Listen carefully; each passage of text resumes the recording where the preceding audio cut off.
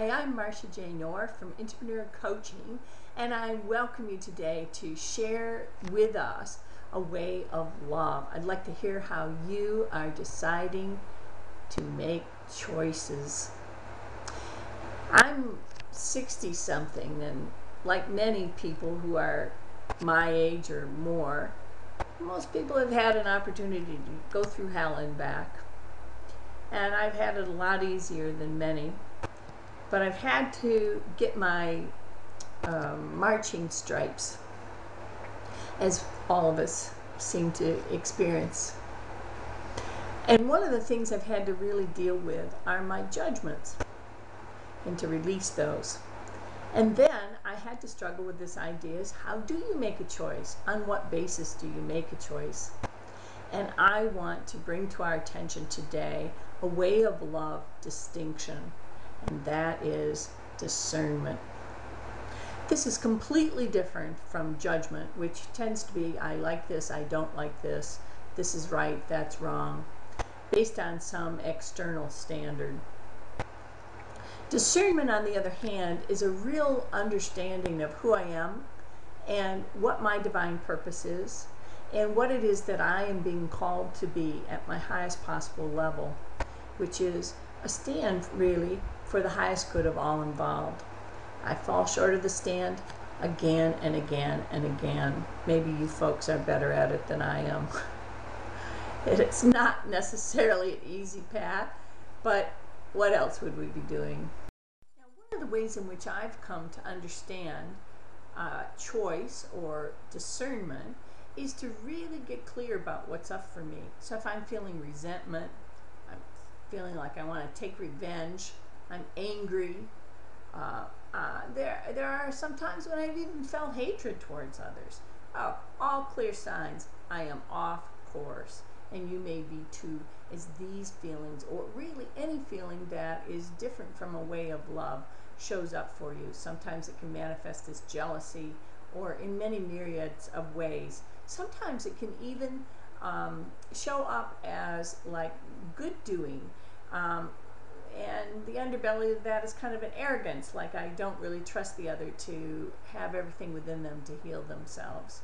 So it's really, really important to get clear about what's up for you and whether in your own discernment of yourself you are on course or off course in terms of your own way of being as a way of love. Now, all of the great sacred texts share what it means to be in this state. And I'm most familiar with the Christian text, and the one that comes most beautifully to mind is 13th Corinthians. And I would say that I have fallen short of that standard a million times a day. And maybe you guys get it a lot easier than me, but it's been a full-time matter just calling myself back even to the first line. And I'm just going to share with you some of this because I am familiar with it. Not that it's the right thing, but that it really is a way of calling myself back in discernment and guiding me in a choice. So for instance, if I'm off course, I can often see that I'm out of whack with this particular 13th Corinthians. For instance, a key one is love is patient. This is the first line. Love is patient. Love is kind. How many times I've been unkind to myself and also others. Sometimes the people that I'm closest with I've been so unkind to. Love does not envy. It does not boast. It is not proud. Oh my goodness. Many, many times I fall short. It does not dishonor others. It is not self-seeking. It is not easily angered. It keeps no record of wrongs. Well, 40 years of being in resentment kind of took me off course there. Love does not delight in wrongdoing, but rejoices in the truth. I love this as a way of calling myself to discernment as to whether or not I myself am on course or off course in choosing a way of love. Again, I don't hold it up as a truth. I encourage you to go to your own sacred texts and find those ways in there that also call you to a higher way of being. This actually leads directly to the heart of social action. If we are in a way of love, social action looks really different than killing someone because they are conducting abortions, or sending children to blow themselves up to kill others. These are really clearly off-course actions, not in alignment with a way of love. And as they are in and of themselves tragic and sad, it also is really inciting others toward retribution and can have long-term consequences that are so far short of what it is that we really are choosing. So I ask us all to go within and discern what is the course for you in terms of being a greater source of love in the world. There's a wonderful social action community leader in the Boston area of Massachusetts in the United States. His name is Mel King, and for many, many, many years he worked in the community for the people there. I was having coffee with him one day talking about his one of his campaigns, and he was adjacent to us was a table of people who had been his adversaries and probably had caused himself personally, and many in the community that he supported, lots of trouble over many years. And I looked to him and I looked back at the table, and I just, I could not see how he could stay in his loving with them. And of course he had learned this. He had learned this in order to be a leader, in order to be an advocate for the highest way for the people in the community. And I asked him, how did he do that? And he just said, these are people that would be really opposed to his idea. And he said, I just draw a bigger circle and bring them in. So it's recognizing the humanity in us all, and the loving and the caring that each of us have, and then finding ways to stand in our strength for a truth that is the highest good for all involved, and that is a way of love.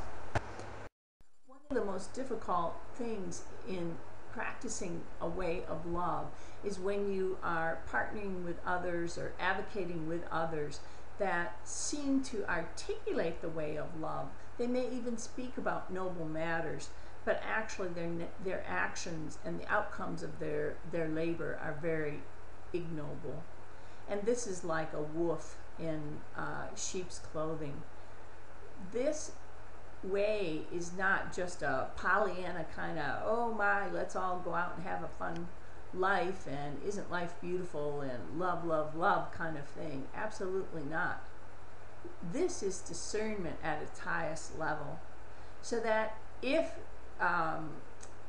those around you are advocating a way of love, but that their actions have an underbelly, as warriors in the light and with love and advocating a way of love, it's our responsibility to stand up.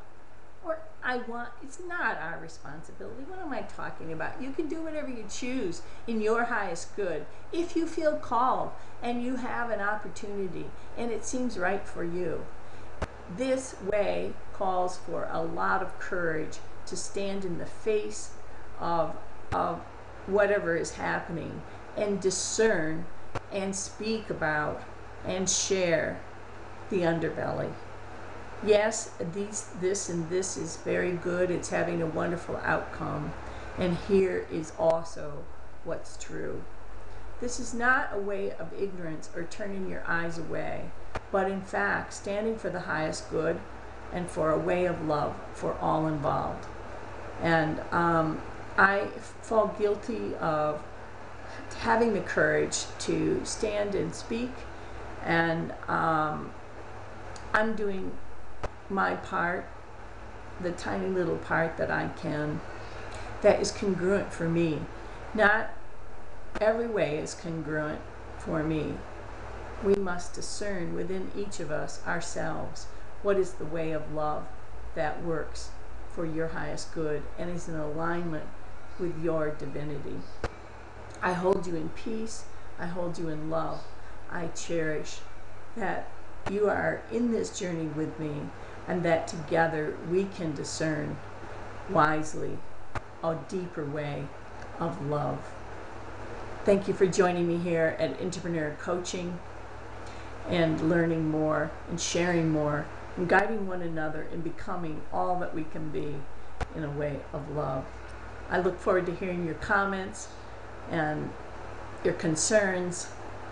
I deeply honor the way that you are choosing for the highest good of all involved. Be that light and strengthen us all. Thank you.